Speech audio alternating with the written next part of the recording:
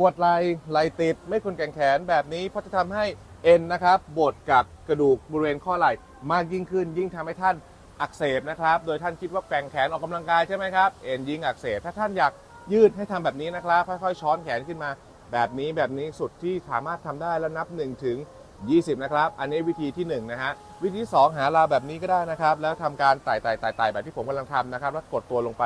แบบนี้นับ1 ถึง 20นะครับก็จะเป็นการยืดกล้ามเนื้อด้วยนะครับวิธีที่3นะครับนี่อันนี้ก็ได้ครับเอาแขนมา cross body แบบที่ผมกำลังทำแบบนี้แล้วทำการกดครับ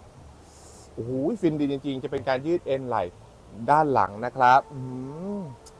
นะฮะ